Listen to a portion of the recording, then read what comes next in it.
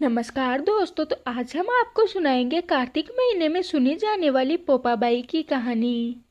किसी गांव में एक पोपाबाई रहा करती थी। वह बहुत ज्यादा नियम व्रत किया करती थी।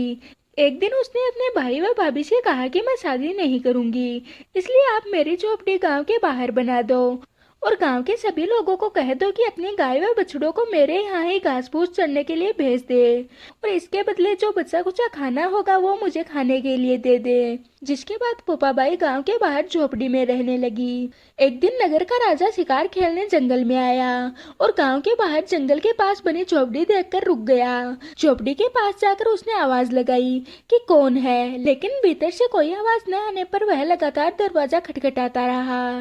तब पोपाबाई उठी और कहने लगी कि तुम कौन हो जो बार बार दरवाजा बजा रहे हो, क्यों आवाज लगा रहे हो। राजा ने कहा कि मैं यहाँ का राजा हूँ और मैं आपके साथ विवाह करना चाहता हूँ।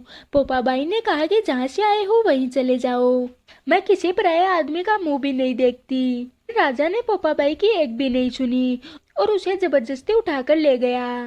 तब पोपाबाई ने राजा को श्राप दिया कि उसका सारा राजपाट नष्ट हो जाएगा। राजा के महल में आने पर राजा की बाकी रानियों ने सारी बात सुनकर राजा से अनुरोध किया कि इसे वापस छोड़ कर आओ।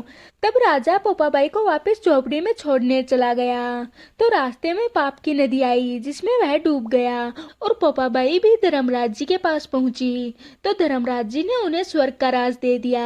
जिसके बाद एक बार सेठ सेठानी मृत्यु लोक से स्वर्ग लोग आए तो उसके द्वार बंद देखकर वह धर्मराज जी से द्वार खोलने का आग्रह करते हैं। तब धर्मराज जी कहते हैं कि स्वर्ग द्वार पर तो पोपाबाई का राज है।